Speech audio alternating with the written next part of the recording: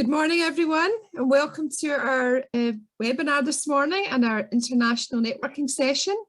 Congratulations on getting up so early in the morning to join us. It's an early start for all of us, but thank you for coming along to show support. I'm going to just quickly talk through the format this morning.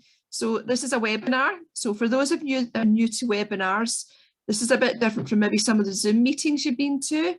And you'll just see the speakers on your screen, not the other attendees. And if you're an attendee, your video and your microphone are disconnected for this session. But there is a chance for you to interact using the chat function and the question and answers. And my colleagues Donna and Cheryl will be manning that for us and making sure that your comments and questions are fed back to the panel. And just on a final note, like the rest of our sessions, this one is actually being recorded. Okay. So I'm going to stop sharing my screen just now, and I'm going to go around the room and make some introductions. So if I could just introduce Matt, who's joining us from New Zealand. Hi everyone, good morning. Good morning, Matt. What time is it in sunny New Zealand? In sunny New Zealand at the moment, it's 7:30 p.m. at night.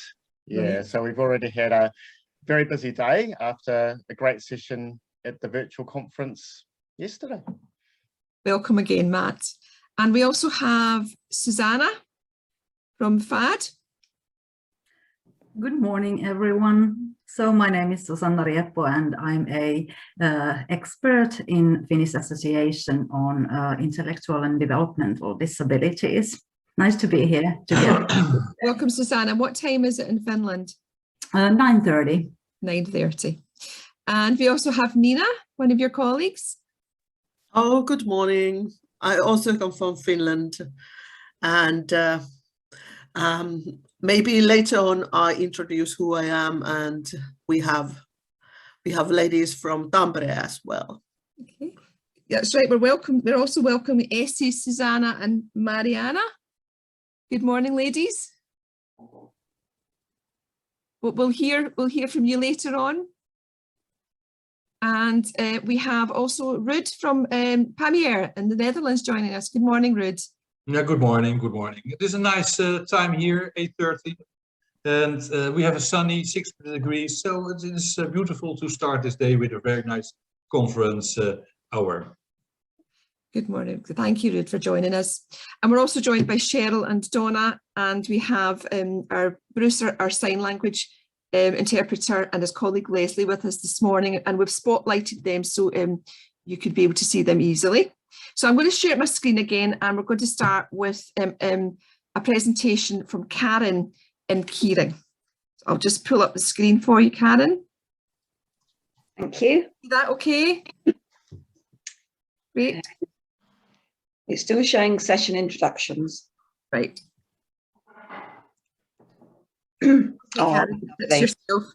Thank you. Well, I'm really excited to be here today on day 2 of your conference, and I'm going to start with a little bit of history.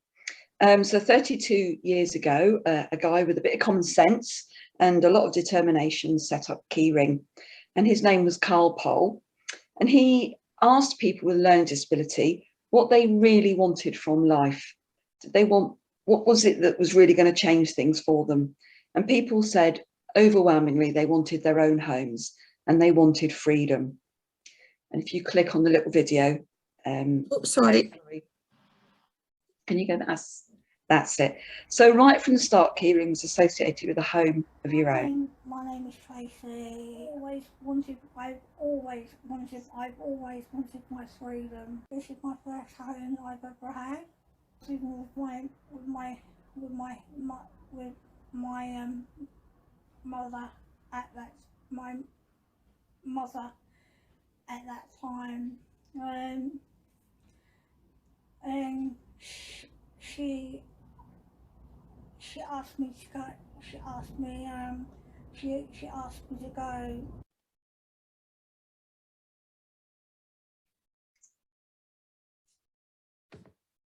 Now I've got an independent life. I've got an independent life of my own.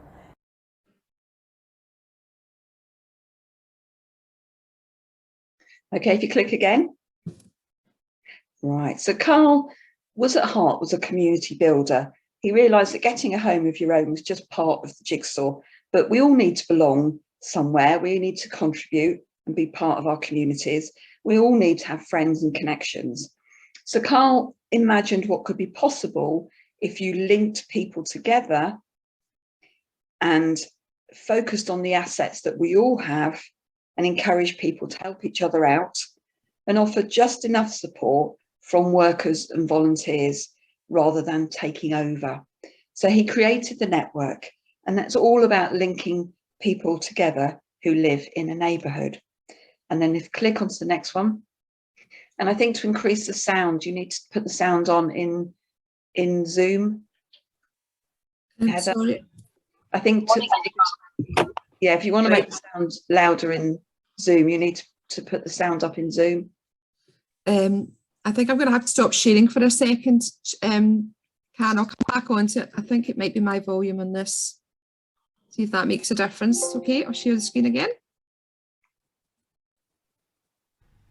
Well, that better? I met each other because I was at Leighton View with another support agency, and I want to move into my own, so somebody picked me up and took me to his Kiwi meeting, and that's where I met him, and that's why we are friends all the way through.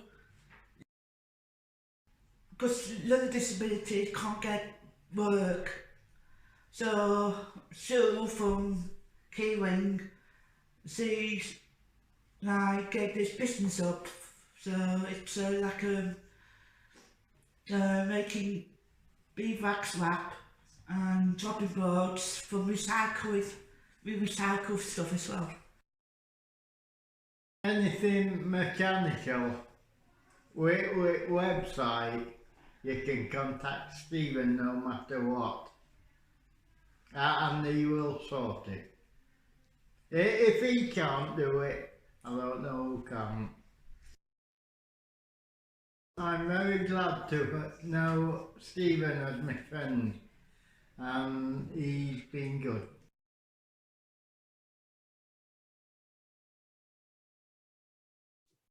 Sorry, Karen, you're muted. Sorry, if you click onto the next one. Okay, so the networks are all different because people are different. People live their lives their way in their communities, but we do have common themes that we see in every network. Firstly, it's about people having something meaningful to do, and it could be anything: a job, volunteering, a hobby, interest, could be being a carer or being a good neighbour. And these are some of our examples of things that people do. So Cecilia is a kitchen assistant in a hospital, and she worked right through the pandemic, and she got started by volunteering.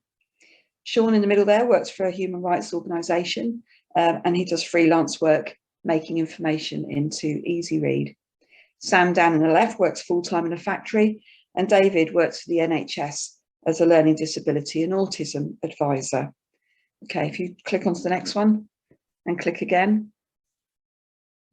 Secondly, the importance of friends, loved ones and family, people you know and who know you.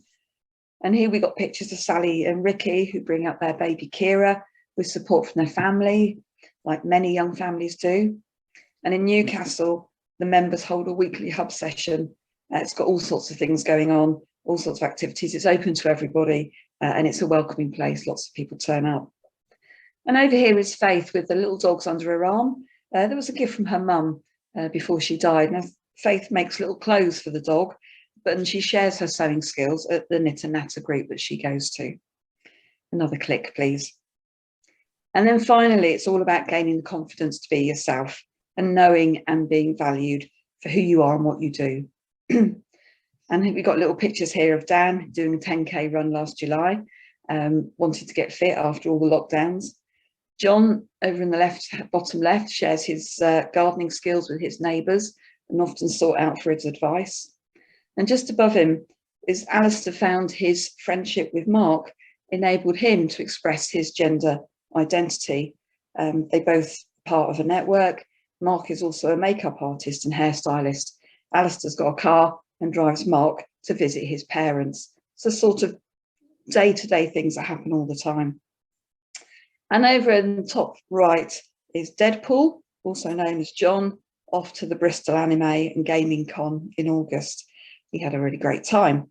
And if anybody's interested, you can Google and buy those suits from China. So it's all about people just sharing their passions and interests and skills and making connections. Click, please, Heather. So as Kieran talked about our way of working, we got lots of contacts across the world asking us how we do it. We just felt natural to share and connect with others and pass it on. And we've had all sorts of visits over the years from government ministers from Kenya or Australia. We've had researchers from Korea and Japan and social care organisations from Europe on study tours. We've also had exchanges and collaborations where we've supported organisations to develop their concept of networks. And we've done that, for example, with Neighbourhood Networks and also with Tampere.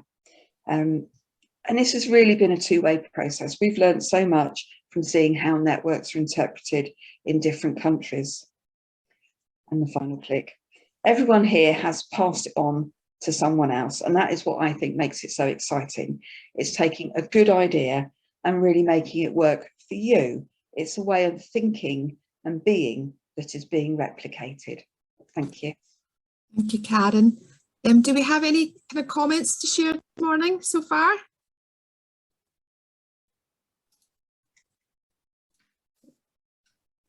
No, not so far. Just people saying Welcomes. hello. Good morning. Okay, thank you. Thank you very much, Karen, for that. So I'll move on to myself. And I suppose we've kind of done this in the order that we sort of met each other. So I'm going to give you the story of Neighbourhood Networks in Scotland. And like Karen referenced, this is Carol Paul. This is Carol who developed the model of living support networks. And about maybe 22, 23 years ago, Carol was connected with a couple of people up in Scotland, Emily's called Pat Black and Doreen Kelly and some others, who recognised that the model that Carol had developed down in England would work very well in Scotland, and that there was a gap in services for people, particularly with learning disabilities, who managed some of the time, but sometimes got into a bit of difficulty for the lack of a bit of light touch support. So they spent some time with Carol, who shared with them about the model that he had developed down in England, and then they brought it up to Scotland. And we've always had this really lovely relationship with Kieran, that Carol was on our board for a long time. And also Karen, I'm maybe embarrassing you here, but here's a photograph of you at one of our board retreats many years ago, along with Pat and Doreen. So we've always had that lovely relationship of sharing things and sharing time with one another. And that's really what brought the Kieran model up to Scotland. And of course, we called it Neighbourhood Networks.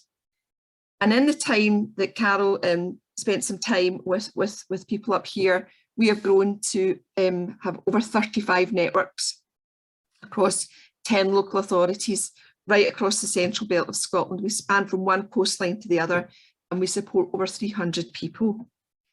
Now, this is a kind of typical example of a network. And as you see, it's very similar to Kieran, that people live reasonably close to one another. And that's incredibly important, so people can offer peer support to one another. And we also recruit a member of staff called a community living worker, who also must come from the same area and provides very sort of flexible, light touch support to enable people to lead good and fulfilled lives.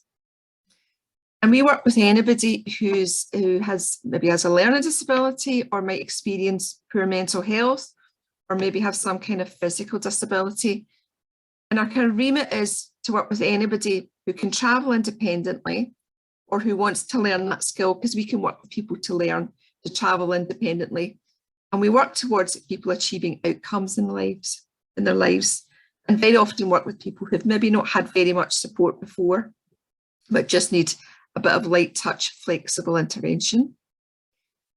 And the three aspects to what we do are peer support, community connecting, and housing support. And I'm sure all of you will be very familiar with peer support and how important that is And it's such a boost to people's confidence and self-esteem when you can help other people out. And it definitely reduces people's reliance on paid support. And there's lots of fantastic examples of how that happens within neighbourhood networks. People might give each other a bit of moral support, or at times of stress, they'll phone each other up. They will travel to new areas with each other. They'll share their skills. There was an awful lot of peer support went on during COVID, which I'll talk about a bit later on.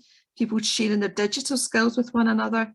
And that's our first go-to is can this be done? Can people support each other?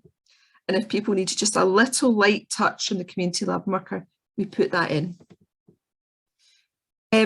We're registered in Scotland as a housing support service, and we help people manage their tenancies. That's all the things you can think of: paying bills, budgeting, reading mail, but we also help people develop the skills to do things independently. So we work with people to learn the skills of managing a house. And we also talk to people a lot about the responsibilities as a tenant. It does come with responsibilities when you take on your own house, and we help people think that through and honour those responsibilities. And then a huge part of what we do, and Karen's touched on, is just about community connecting. And we are strongly advocating for our members to be involved in just ordinary community life. And we use all the same places as anybody else. And we want people's skills and contributions to be recognised.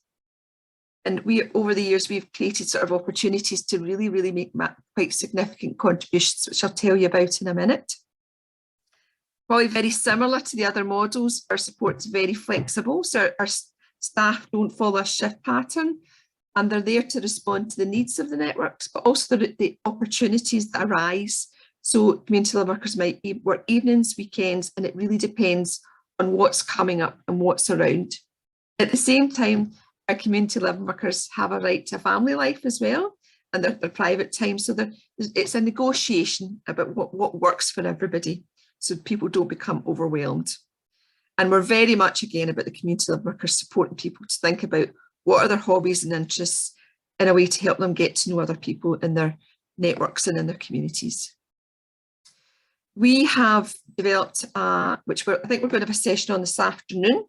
We've developed an outcome-focused way of measuring people working towards outcomes. And you'll see that's really the whole gamut of life. So it's right through from independent travels, right through to community participation, and lots of things in between. And we've actually developed a tool to measure people's progression with that. And that's to evidence and show the people we work with what difference the network is making, or where areas that we could improve and make things better. And it's also been a really useful tool for our funders, who more and more ask for that type of information. And I said my colleagues will be sharing a bit about that this afternoon.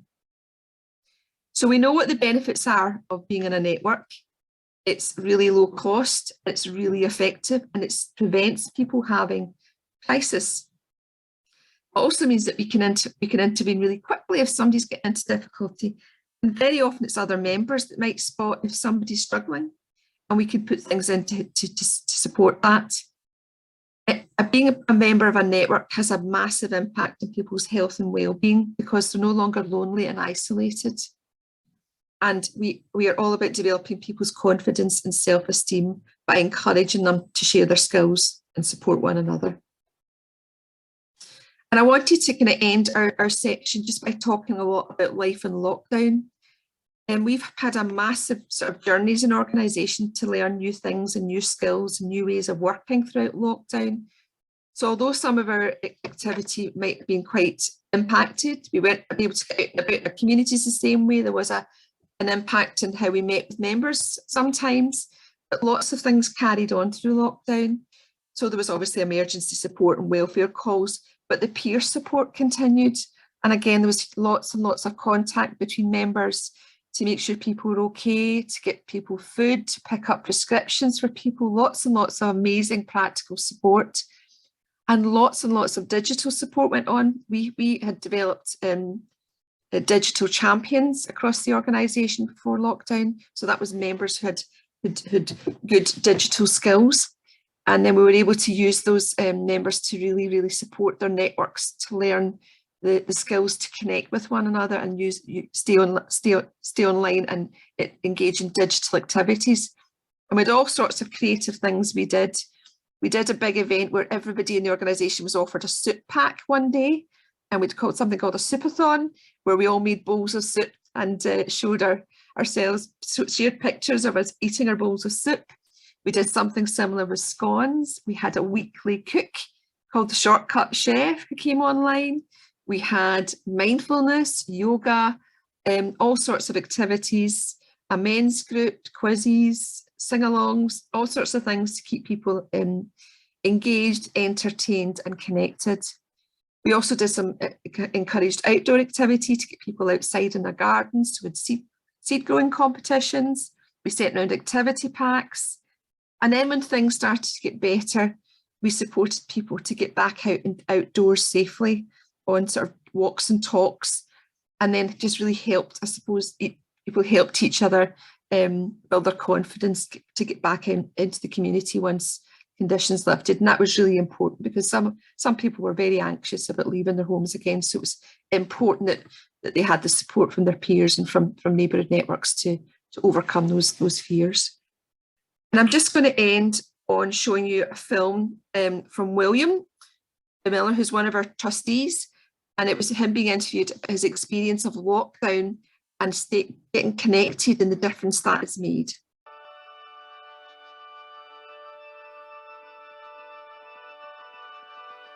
Community living worker setting up WhatsApp, showing how to use it.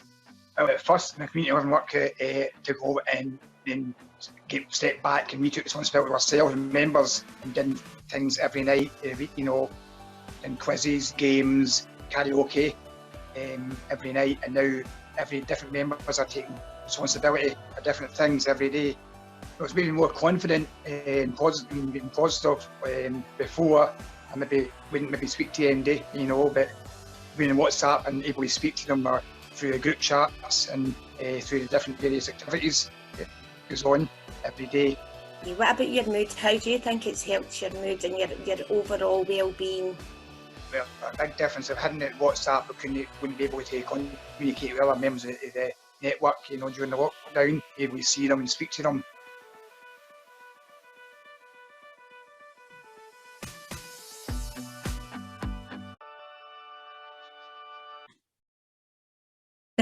So that was our experience of lockdown, and I think it's been a kind of turning point for neighbourhood networks in terms of what we've learned and about the power of digital. And we are certainly as an organisation investing quite heavily in digital inclusion to make sure that as many as our members who want to be are supported to get online and learn skills. And we've been able to access lots of equipment from organisations.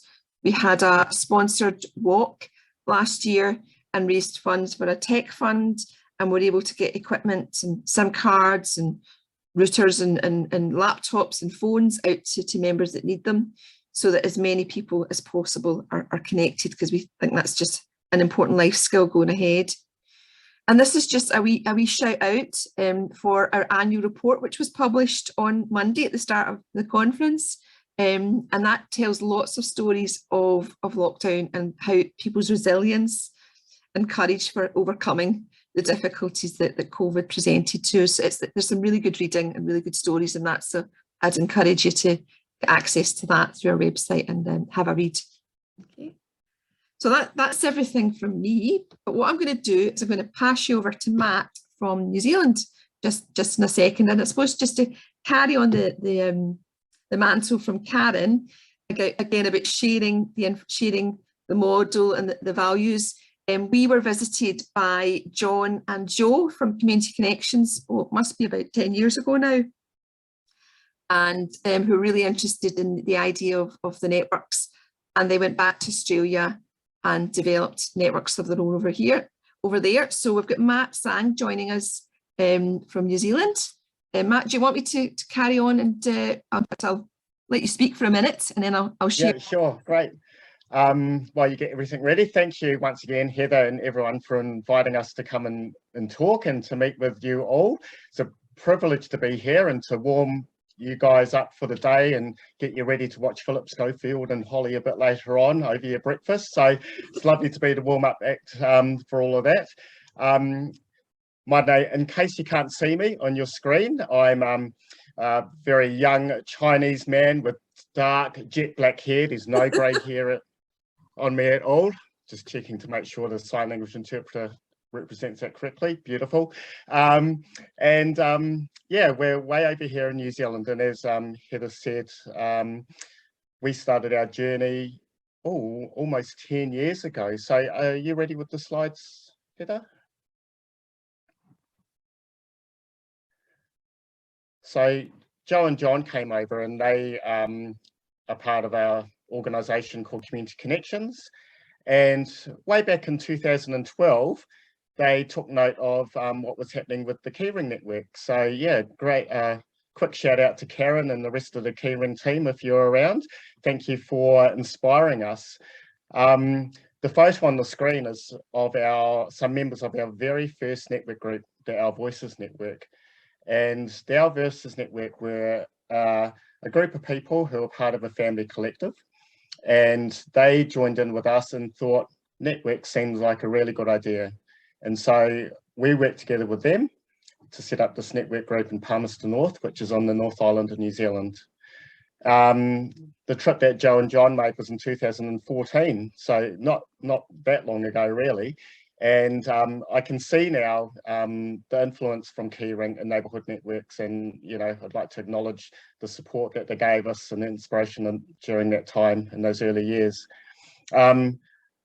We decided to do some research on Our Voices Network group, and we contacted an independent researcher called the Donald Beasley Trust, and they ran 2 cycles of research in 2013 and 2014, which pretty much confirmed everything that we'd heard about networks, but also unearthed some really unexpected and exciting things which may be related to what we do here in New Zealand.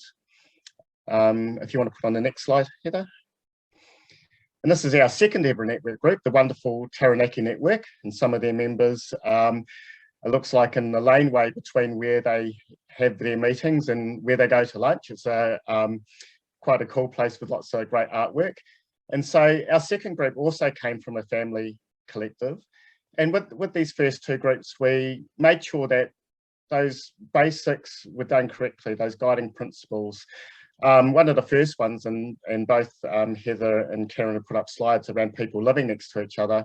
Now, this was something that didn't always work out in New Zealand for various reasons, and in Taranaki and in Palmerston North, with our first 2 groups, a lot of that was around geography, and that actually people didn't live close together, but they wanted to work together and be together as part of a network, and that kind of strength and motivation actually helped them overcome some of the distances, although sometimes it's still a bit of a challenge.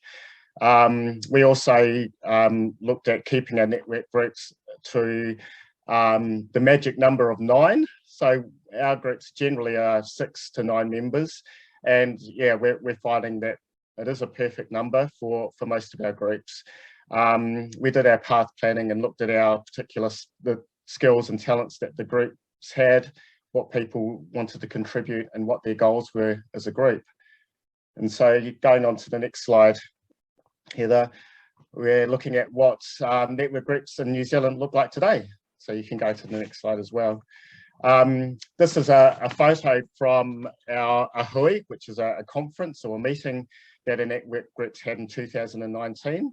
In the photo, you might notice our groups and various t-shirts that they designed, and I'll talk about that a little bit later. But our conference, similar to this one, was all about the members really wanting to share ideas with other members of the group, but of other groups, but also learn about what other groups were doing. And it was a really, really fun event.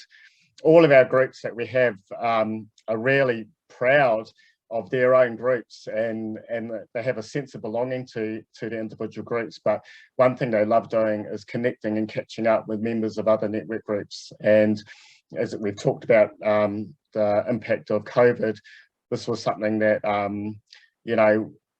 really helped members of other groups connect, having this conference, getting them, having people get to know each other, and then during times when people were feeling isolated, they were able to connect through social media and through Zoom calls and various other ways as well. Moving forward into the next slide, I've got a quote here from one of our network groups: "You must be willing to pay pie face." And I think this sums up some of the experiences of some of our new groups coming up. Now, I'm imagining you know what pie face is. So if you move to the next slide, this might illustrate it a little bit more. Oh, this says the reasons why we like pie face. I've got these in the wrong order.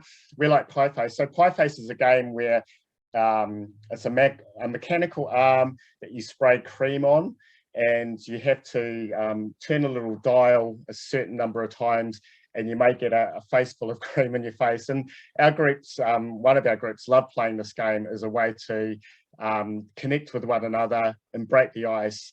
And they actually wanted to use pie face when they were interviewing their facilitator, because they thought, we want someone who works with us, our community living worker, I think you call them, our facilitator, to be able to play pie face with us. And the reason they like pie face was you have to have fun, you need to take risks. It's a great game with a group of people, but it's also fun to just watch and observe and still feel part of the group. And plus it involves food and chocolate mousse. When they soon discovered you don't just need to use cream on that, you can use chocolate mousse. You can go to the next slide.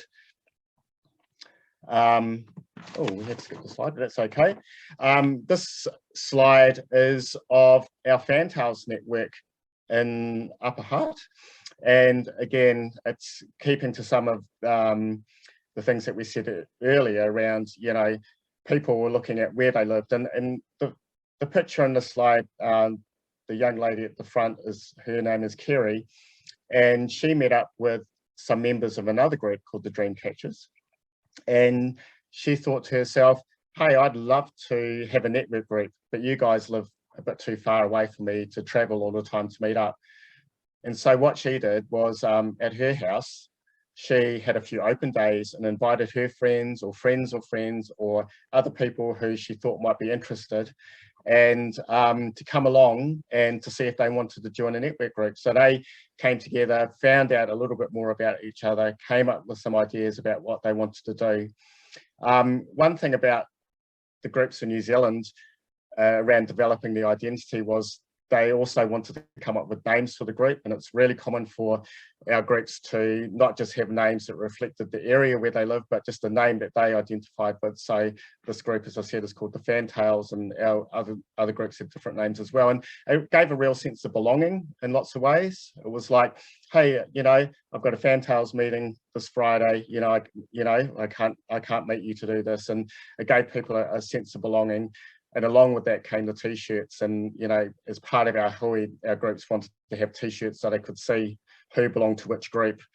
And our groups that have established since the hui or since that conference have also designed t-shirts in relation to their group. So if you go to the next slide, there's a few of the pictures and illustrations that people designed as part of their group's identity. You can go to the next slide as well. Our groups choose their own facilitators and hire their own facilitators, and part of that is that once they know the types of things they want to do and some of the skills they'd like their facilitator to have and the type of personality they'd advertise for a facilitator and do the interviews themselves. And this is a very powerful thing for the members of our group to do, and should be happening in lots of different areas of our support. Our facilitators are paid and their hours are flexible, and they meet people as a group and also as individuals or smaller parts of the group. And there's a photo missing from here for some reason of one of the facilitators playing pie face. If we move to the next slide as well, I'm conscious of the time. This is a photo of one of our facilitators busking with some of our members. Our facilitators' time is quite flexible, and the way it generally works in New Zealand is that members contribute 2 hours a week of their support time towards the facilitator, that funding is pulled together, which means that if you've got 9 members, the facilitator might have 18 hours a week to support that group, and the hours are flexible. So it could be a simple meeting one week, and then the next week or a few weeks later, they might go away for the weekend. And regardless of what happens, the fees for the members stay the same, whether it's one meeting or a whole weekend. If you go to the next slide, Heather. We seem a little out of order, but that's all right. One of the things that the group does a lot of is fundraising, and fundraising has become a really big part of the peer support that members do for each other. And so, you know, simple things like if they want to go out for a coffee or go to the movies, they can, sometimes for some individuals we support, it takes a lot of time to save up for that, but as a group, they can use the money that they use from various fundraising activities. And generally that money, everyone benefits from it because people contribute to the group in lots of different ways, and not all of those ways involve making money, but the group recognises that. So it's been a really good part of what our groups do. The next slide. And, you know, as I mentioned before, the groups do a lot of things like everyone else likes to do as well. Go out for coffee, celebrate birthdays, going swimming, going to sports events, but also sometimes when they raise money, it might be to help someone out. And we had someone the other day talk about the Special Olympics. Well, we've had some members, some groups who raise money to help someone out to help them get transport to a Special Olympics event or something similar. If you want to go to the next slide. This is a photo of our Taranaki Network again with one of our members, Lewis, showing a t-shirt design to the rest of the group and talking about it. One of the great things about achieving goals is often they've been things that have been long-term goals for individuals, but when they've come together as a group, there's been momentum because of regular meetings, because there's people there that can help them out and have the same vision as them, but you know, having the peer support of people taking on different roles to get that goal done, and supporting people along the way. If you want to go to the next slide. Oh, I think we missed out another slide there, but again, just quickly talking about where people meet. They meet anywhere and everywhere, people's homes, cafes, swimming pools, community centres, all different places. And I suppose, you know, through our experience, the members and the facilitators have distilled some values for our network groups, which are probably pretty common with other groups around the world. And that's looking at natural networks first, celebrating diversity, that they're strength focused, and that they help build a capacity and confidence in our members. So I think that might be the last slide, but move on if there's more, Heather. Oh, we do have a Facebook page too, if you're interested in following our stories. We do like to share it there, and we have newsletters as well, and we do have videos on our website as well about some of the activities people get up to. So that pretty much sums it up. In a nutshell, there's so much to say, as everyone knows. But thanks very much, and enjoy the rest of the conference, everyone, and thank you very much again. Thank you very much, Matt. And we've managed to get copies of your latest newsletters and sent them round. So it's a great read, and we're going to hopefully reciprocate and get our Neighbourhood Echo over to you guys as well to share our ideas and our stories. So thank you so much, Matt. Nina, can I introduce yourself? So the next kind of piece of the jigsaw, if you like, for us was connections to Finland and to FAD. And Nina, yourself and your colleagues came over, I think, many times to Scotland and through In Control Scotland, and came to visit us as well. And you've got network started over in Finland. So I'm going to introduce you to Nina and her colleagues to share their information about the journey of networks in Finland. Yes. Okay, hello. Do we have Susanna and Sini and Mariana also here? Yeah, I'm sharing my screen because they were too heavy to share. Do you see it? Yes. Yes, you can see it. Yes. Okay, we come from Finland, and me and Susanna, we work in association, and actually we don't have our own networks. Our aim has been to support municipalities and other service providers to create these kind of networks. And I'm work as a chief, and my team aim is to support citizenships, people who need support. That's my team. We have 10 person, and Susanna is one of them.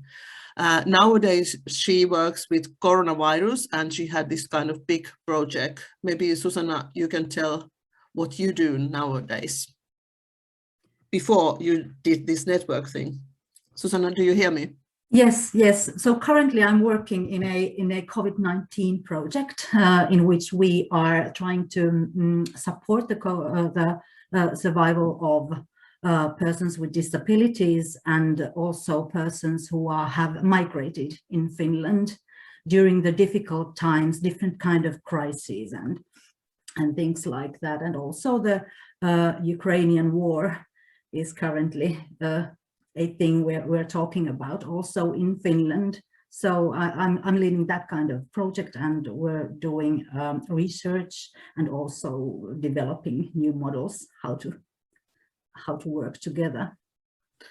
And before that, you have worked with a different service provider to help people to create networks in different parts of Finland.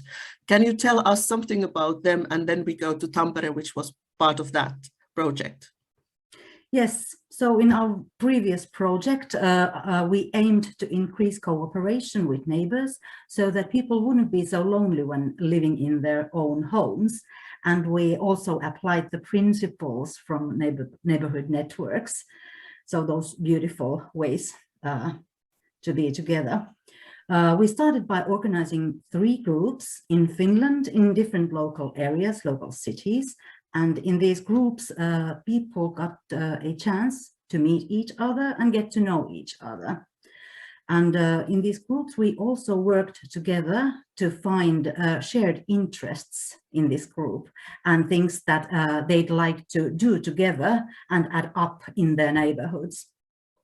And after that, we supported them to find local people they could cooperate with. I'll give you a few examples. In the city of Lappeenranta, the group wanted to have more sports and specifically to play floorball. So we supported the group to get together with a local sport club and city worker who helped them to find a place to play and also how to find funding to hire a coach. And the sport club also helped them manage all the money issues, which are very, very bureaucratic. And in the city of Mikkeli, people wanted to have parties and sing karaoke. So we helped them to get together with a local nightclub, and together with the nightclub manager, they planned these evenings where they were able to organize activities by themselves in the nightclub, and also to have support from the nightclub workers and to create together a safe space for everyone to come in and join. And sorry, last but not least is the city of Tampere, and you will hear from it by Sini and Marianna, who are with us today. I'll try to change how this goes. Next one.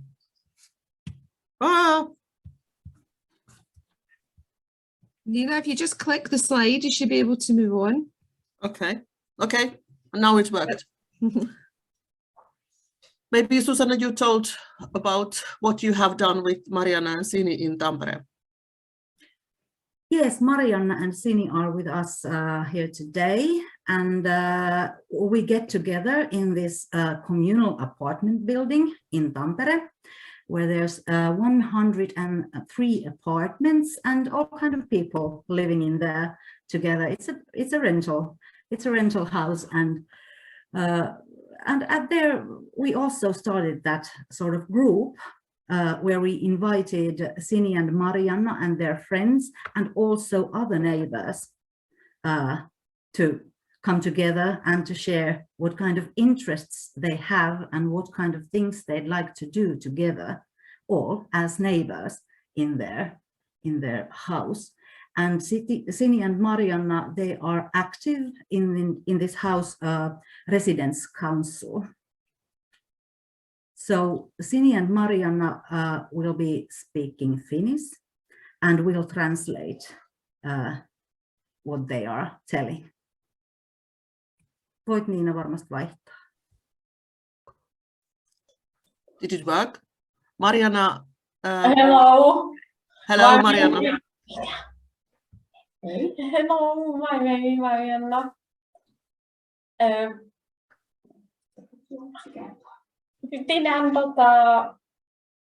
Minulle tärkeitä asioita kaveipina luonlaitosta ja käsityöt.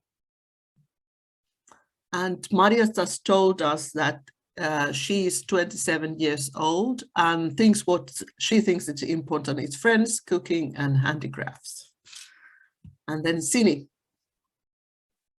Sini on keittiö, kaverit ja oma rauha. Yeah. And Sini told us that she is 27 years old and things that are important as friends, private cookmaker and kitchen and dogs.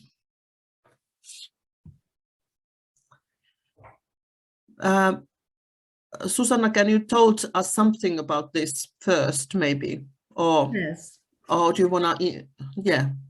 If I tell a few words about this and then Sini and Marianna can tell more specific. Here are a few pictures of from the house and things that people do there together.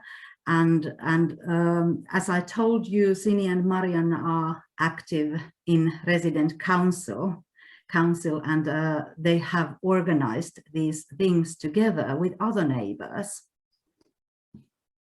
Haluatteko te nyt Marianne ja Sini kertoa, Marianne, muistatteko, että mitä siellä on tehty siellä? Joo, siis naapureiden kanssa voi jutella. Ja siis asukaskuntatoimikunnan kanssa on aika paljon siis ollaan järjestetty juhlia. Joo. Pohjittiin näyttelyä tänne ja myös leivottiin sinne leivoksia. Joo, Sini, nyt mä en kuulu ihan mitä sä sanoit, että... Ja suunniteltu täällä on sitä näyttelyä ja myös toinenkin näyttely, me tehtiin leivoksia sinne. Joo. Marianne and Sini just told us that what is important for them when they are together with all neighbors, that they have this kind of place where they can speak to each other, talk to each other, and they have these garden parties, and also they have this art exhibition. And this is man in the picture of it's the left side, yes, and right side. The man, I can't remember his name, but that is what he has made this is his exhibition. And also what they do together, they do baking. Baking?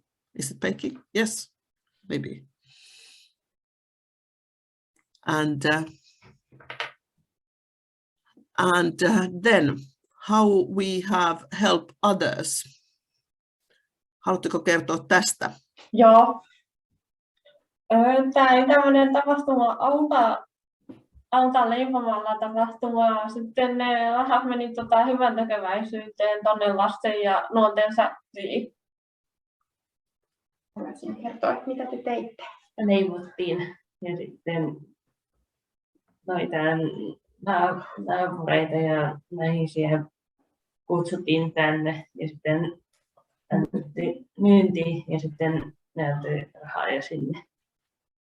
Yes. And Silja and Marina told us they have done together this baking.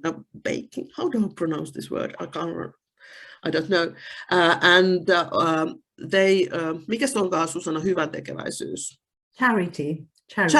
For charity, they collect money and they gave it to the children's, was it children's hospitals or something like that? Chat. Okay, children's chat. Yes. Sorry. And that's what they have done to help somebody else. And the last question is, what makes you feel safe in your home? Mikä tekee elämästä turvallisen? Täältä saa apua tuosta 8-ryhmästä. Aina. Joo, aina saa siis apua tuolta ryhmäkodista, joka asuu täällä. Joo. Mikäs muuta? Sieltä ohjaaja, sielläkin saa apua ja naapuristakin saa apua. Joo. Tarkoittaako se sitä, että kun tuntee niitä naapureita, niin voi pyytää myös sitten apua niiltä? Joo. On. Te tunnette niitä ja olette olleet tekemisissä. Joo. Haluatko Susanna kääntää tämän? Yes. So what makes the feeling at home, being safe? The safety issue is quite often big issue when people living in their own homes, big issue for families and support workers and so. So Marianna and Sini tell that nearby there's a group home where they can go whenever there's an emergency or situation. They can call there, and there's always a worker available. So you know that there's always someone. But another important thing is that they know their neighbors. So it's easy to ask neighbors if you need something or you feel insecure or like that. So the neighbors are always there. And getting to know the neighbors have been a big impact on feeling also safe. Both the support workers and the neighbors together impact on that. And I'd like to add a few specifics in the house, in the rental building, which is quite new. And there's few kind of like these in Finland. It has big spaces for the residents to spend time together, living room, a big kitchen, as you saw in the picture. And they are available for all the residents in the building, which is very important though. So they interact a lot. And also selling those buns and things they made were easy because people walk by the kitchen every day when they go to their own apartments and homes. So the facilities are absolutely beautiful to start up this kind of cooperation when people naturally meet every day. Anyway. Thank you, Susanna. And last, that is thank you. Thank you to having us. And I stop sharing this. Thank you so much, Nina, and thank you, Siri and Essie and Mariana for coming along and sharing your stories. The garden party looked beautiful and the food looked amazing. Oh, great. Thank you so much. So I'm going to pass over now to Ruud from Tampere in the Netherlands. I think we're running slightly over time, but I think that's a good thing because there's so much to share with one another. So if people can be patient and hang on just a wee bit longer, that would be good. I will talk very fast. No, you're okay, Ruud. Just say what you need to say. Do you want me to share the slides just now for you? Yes, you can share the slides, the first one. I'm Ruud van der Kind, account manager at +5. As a part of a big organization, Tampere, and I've been working for almost 40 years now in care.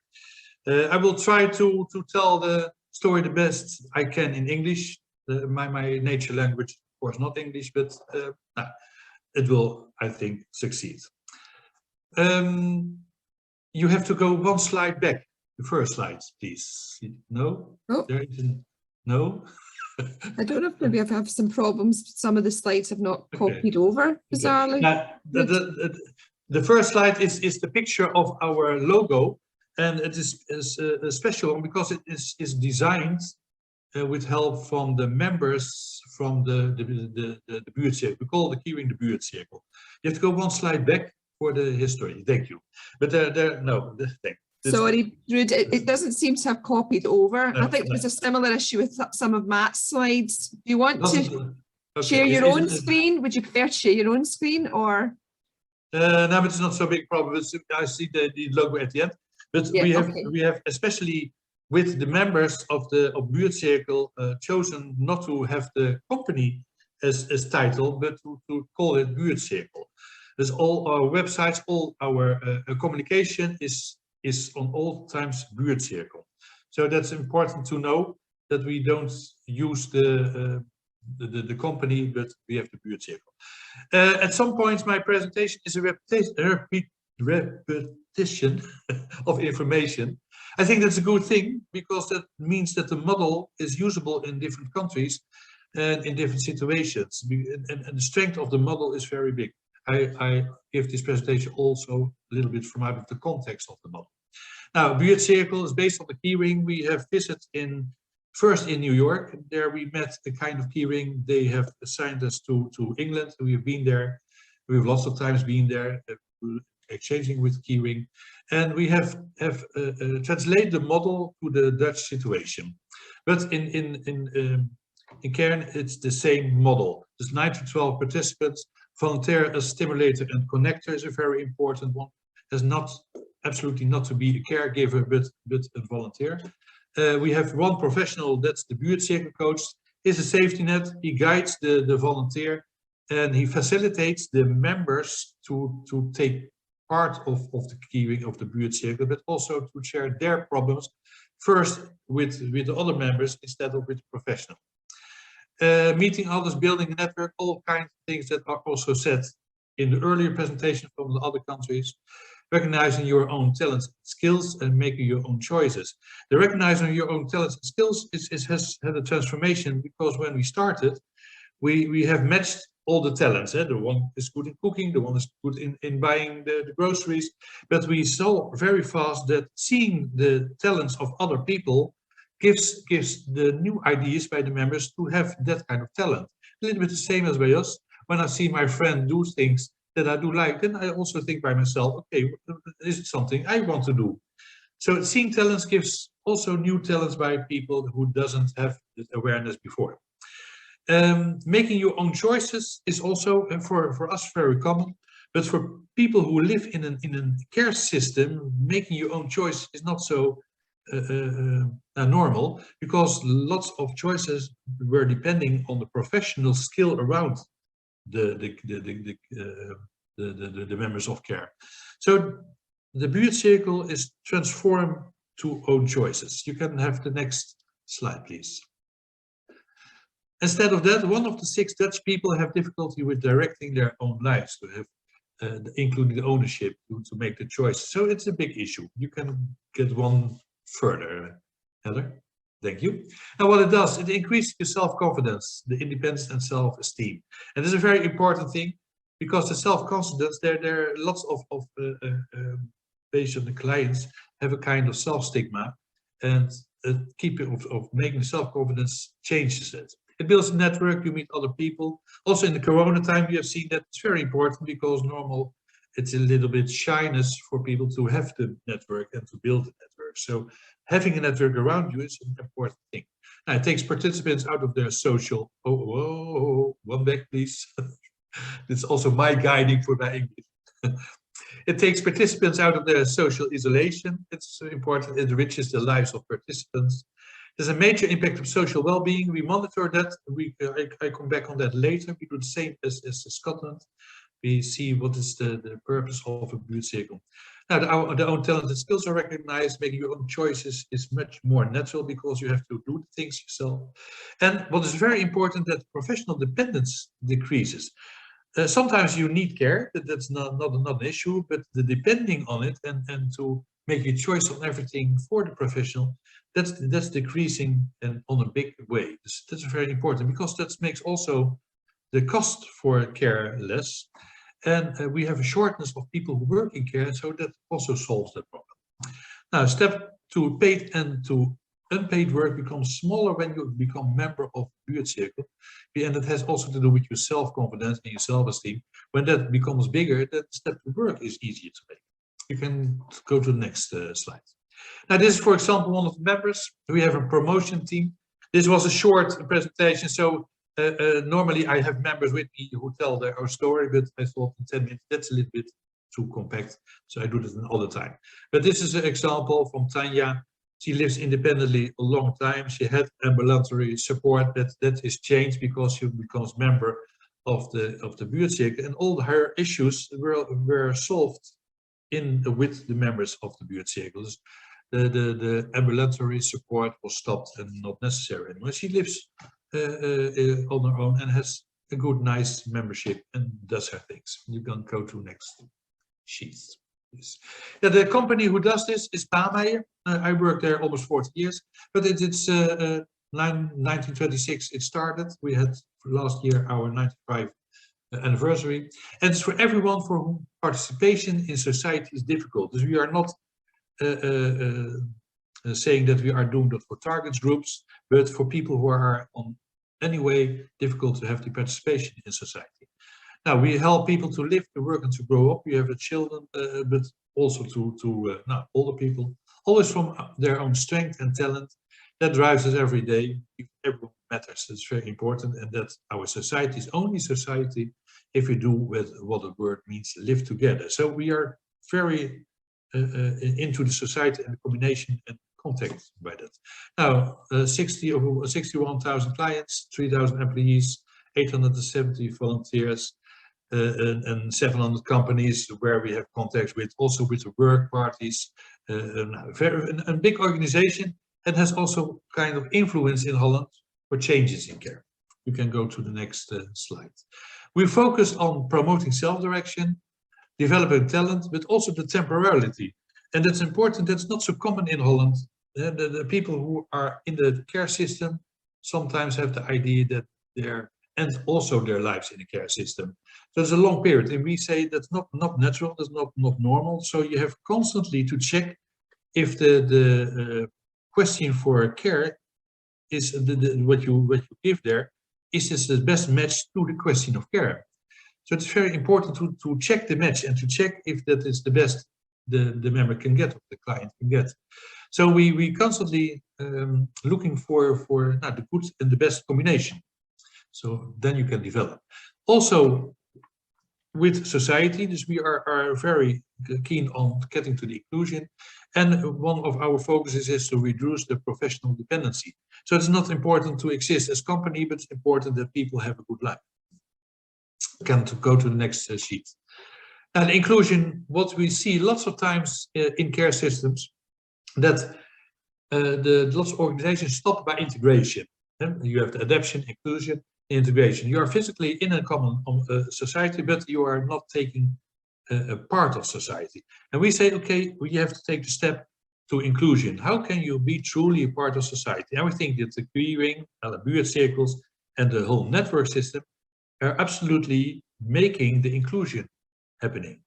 There are people making truly part of society. That's the end, and then you have kind of good society. You can go to the next sheet.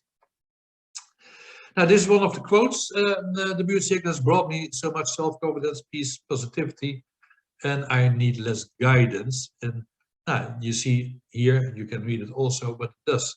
And this is participant, and the participant was a little bit ready with her issues, and she becomes also a volunteer of a buurtcirkel.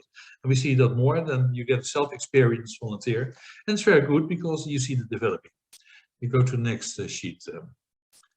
Now, we are a big company. I say we have almost 80 buurtcirkels in the Netherlands, still growing. We are also joining in with Austria.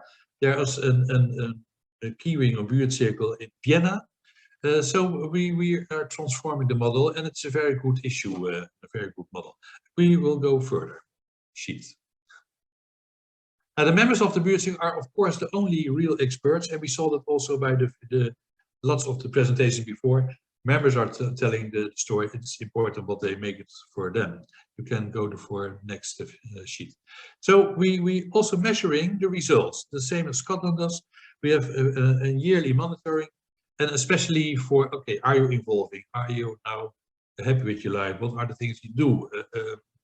And what we see is, and that is the monitoring over 2021 with the results on the measuring, that the satisfaction with their own life is by the start when they are not member of a buurtzirkel 6.3, and they are now a year later 7.5. And there's a list of 10. We have from 0 to 10. So that's in growing, and you see that taking care of being a member of a buurtzirkel has increasing the satisfaction. Also, the satisfaction over the buurtzirkel itself is a 7.9. So that's our good scores, and you see the answers on the questions. There are 80 questions: awareness of talents, less loneliness, and more contact with other people. That's networking is a very important part. You see that also with the other presentations. Now we have been now in a database in Holland. We have a big database with effective social interventions and buurtzirkel. Here we call it neighborhood circle. This buurtzirkel is becoming the database. We have made a social business case also, and we see that even decreasing of medication use is there. Healthier lifestyle, positive care or positive health are all parts of that. And less pressure on the informal carers is also important. You can go on further. Now we have ambitions. Buurtzirkels has to be for all people with request to support and help in every municipality. And of its buurtzirkels or other network constructs is not the big issue, because the network constructs are the solution for it. So this is one of the ambitions. Also the model through execution via a formula model. I will come back on that. Cholera local, so every municipality has its own influence and its own impact, and the members are deciding how the buurtzirkel looks. Now, housing model available in various chains, and especially by older people or other care systems, care chains. We are very compact members of society because we are so small as a country and have lots of people. So there are lots of change in care. Now, ownership among participants, digital inclusion is very important. We saw that also the last 2 years with Corona. And linking the projects towards paid or unpaid work, because I think that when you're economically independent, it's also a very important part of becoming inclusionary in society. To the next sheet, please. Now, we have a buurtzirkel also for elderly people. We have the two, and that's also increasing. Because the issues for networking are also for older people the same. They're also having a very small network. They're meaningless in life because there's no one who sees what they are doing. This we bring the same things back. And we have a very successful buurtzirkel for elderly people. There are people from 98 years old in it, and they're doing the thing. They get self-esteem, and they get meaning of life. We come out of the remembering of the buurtzirkel. The next sheet, please. I'm almost ready. By using formula model, buurtzirkel is a plug-and-play available for municipalities, healthcare, and organizational and housing corporations. We have translated the model on that way that we have made a formula model by which we train, we coach, we do intervision, we have the model. So an organization can very easily make a keyring kind of network and are supported by us. They pay a little amount of cost for that, and they have a plug-and-play model. So you see that lots of organizations are doing that. And when you saw on the earlier sheet on which places there are buurtzirkels, you saw lots of logos from organizations doing that with us. Okay, you can go to the next sheet. This is our website. That's nice. Everyone has his own website. And they see where the key rings are, what is, and in Google Translate, in Chrome, you can also translate it directly. Because when you use the browser Chrome and you translate it, you can also read it in other languages, also in Finns. That's all. The last dia is the next one. Yeah, the strength of people lies in exploiting their own possibilities. That's one of our statements. Thank you for the attention, and are there any questions? This is a very nice buurtzirkel. Of course, you see it on the right, Tanya. That's one of the members who as there are quotes in the beginning. So thank you all for listening. And I'm a little bit out of time, but I have to try to talk fast. I can't hear you, Heather. You have your mic. Thank you so much for that, Ruud. I'm really interested to hear about the work with older people as well, and how you've developed that. That's something that comes up a lot in conversations with commissioners and things in Scotland. So it would be good to follow that up with you about how you've made that work in the Netherlands, and lots of other kind of themes of things coming through for us from your presentation about inclusion. And something we use in Neighbourhood networks is the inclusion traffic lights, where you know, to kind of gauge inclusivity, I think, in terms of activity. So lots of, you know, themes of things that we look at ourselves. I'm aware that we've run over time a little, but I'm wondering from Donna and Cheryl, just if there's any particular comments that we want to share from the chat. Yeah, we have Karen Kirkpatrick has said, it is interesting how many networks fundraise for other people. It's something we see a lot and it's a great way to contribute. Claire Strong, it's amazing, thank you.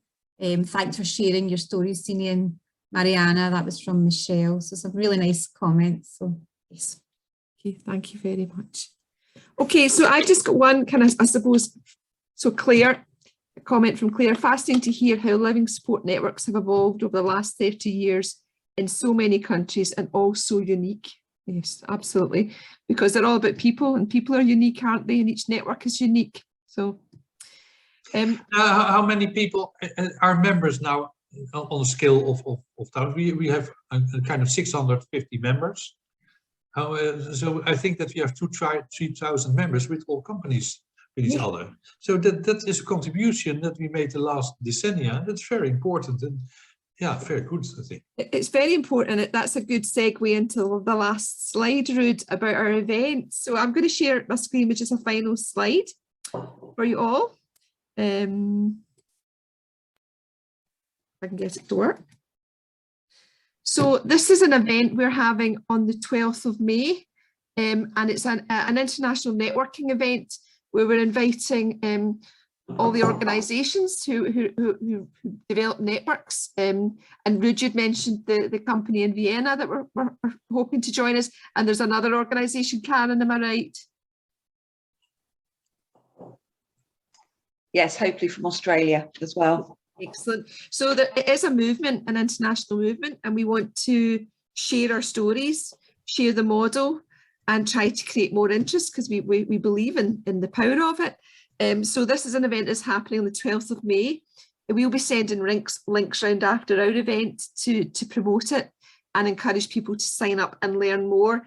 And it's been facilitated by a man called Cormac Russell, who might be familiar to quite a lot of people, whose his background is in asset-based community development, which is what networks are all around. So he's going to facilitate a session to share learning from the various organisations and look at the philosophy, the challenges and the successes. So it was to encourage people to keep an eye out for that and sign up for that, and the hopefully the start of even more growth for living support networks.